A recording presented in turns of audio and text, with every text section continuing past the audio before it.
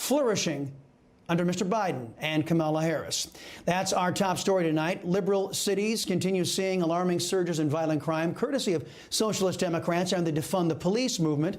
Joining me now to discuss this and many other things, author of the latest in the best-selling killing series, the new book, Killing the Mob, The Fight Against Organized Crime in America, the one, the only Bill O'Reilly. Bill, it's always fantastic to see you. There was a passage in your book that touched on how law enforcement regarded the mob as public enemies, but you know, a lot of people around the country saw them as Robin Hoods exacting revenge on bankers and fat cats from Portland to Maine to Portland, Oregon. Does that explain the whole romanticized notion of the mob in our culture? Somewhat. We begin killing the mob with the gunners. It's divided into three sections, and the gunners are the bank robbers, like John Dillinger, Bonnie and Clyde, Babyface Nelson, Pretty Boy Floyd, who ran wild in the 1930s Depression era.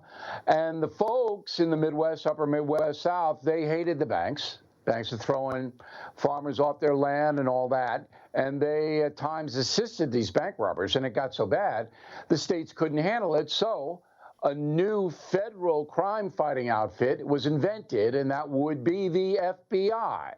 So that's where we start.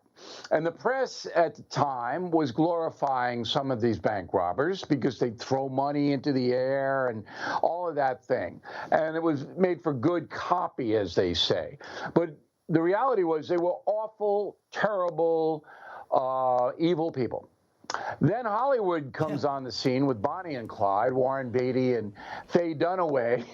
And in reality, Bonnie and Clyde were slugs. They were awful. But they glamorize it because these actors are so charismatic. Then The Godfather with Brando and Pacino, James Caan. Again, they say, you know, they're doing bad things, but the actors are so good that you kind of like them.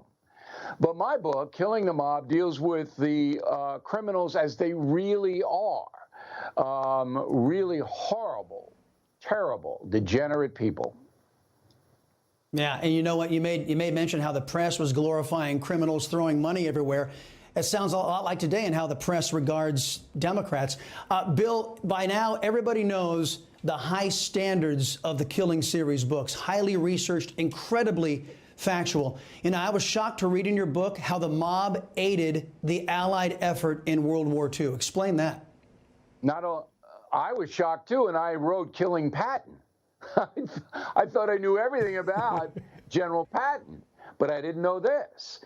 So after Rommel, the Nazi generals defeated North Africa, Chris, the United States wanted to invade Europe through Italy, and they chose the island of Sicily, which had been under mafia control for more than a century. So a deal was made between President Roosevelt and Lucky Luciano, the first godfather, and he was in prison in upstate New York. And the deal was that the mob in Sicily would help Patton invade the island, which it did.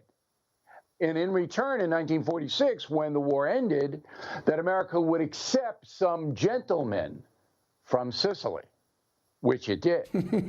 And mobsters came over en masse to New York and Philadelphia, and that really upped the organized crime situation in America. Well, took me right where I wanted to go. How do you think Dillinger, Bonnie and Clyde, Capone, and other mob bosses would fare in Kamala Harris's and Joe Biden's America? Well, you know, look, the story is, and nobody knows this because there's no reporting on it. And why would you know this? But because we researched Killing the Mob up to the present day, the Mexican drug cartels smuggled tons of narcotics into the United States. Everyone knows that. What you don't know is that there's a deal between the Mexicans and the American mob. Why don't you have Mexican cartel presence in Phoenix or San Diego or Laredo, Texas? The deal is the Mexicans do not come here. They get the mob, they get the dope in, and the organized criminals in America distribute it all over. But they don't sell it, Chris, like they did in the French Connection days. They franchise that out. okay, to drug gangs. Wow. And those are the people who are killing by the thousands innocent people in Chicago, Houston, New York, LA. It's the drug gangs that do it. And they work right below organized crime. They have to pay the organized criminals for the right to franchise out, to sell the narcotics in various cities. Nobody knows that. So I say in my tour to promote killing the mob that the mafia loves Joe Biden because his catastrophic border policies have made it far easier to smuggle fentanyl, heroin, cocaine, methamphetamine into the USA. Now, does Biden even know this? I don't think so. Press isn't reporting it.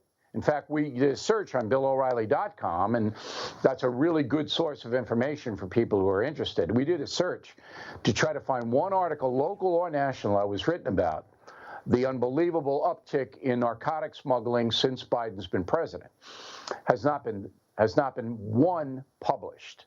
But Governor Abbott in Texas said last week there's more fentanyl coming into his state than ever before. And as you know, Chris, fentanyl is a fatal drug. Oh, yeah, absolutely. You know, all those cities you mentioned, I was struck by all those cities. They happen to be run by socialist Democrats. Are you as alarmed as I am seeing how all these left-wing cities all over the country have descended into lawless crime zones? Well, it's predictable because the prosecutors in these cities won't enforce the law. Because the progressive left believes that criminals are not to be held accountable for their acts that hurt other people, because American society makes those people do bad things because they don't have opportunity, they're have bad families, they're deprived, and it's really society's fault, not their fault. So we should let them all out of prison and not prosecute them when they do bad things. In fact, this was started by Barack Obama when he made the statement that a heroin dealer is committing a nonviolent crime. So if you sell poison that could kill people, fentanyl, heroin, that's not a violent action. When I heard that, I went, uh-oh, look out, here it comes, and it's here. Man alive. The name of the book is Killing the Mob. It's a fantastic series. In these days when parents are having to play defense, ladies and gentlemen, and the government runs schools teaching critical race theory and all this nonsense, this is one of the best defenses. The Killing series, and the latest one, Killing the Mob. Bill O'Reilly, always a pleasure to talk to you. Come back soon, sir. Hey, I'm Rob Finnerty. Thanks for watching. If you enjoyed this video, please join the conversation in the comments below. Don't forget to subscribe, too. Hit the bell icon to be alerted to breaking news. And remember, there's a whole lot more on Newsmax TV, America's fastest growing cable news network. Newsmax TV, we're real news for real people.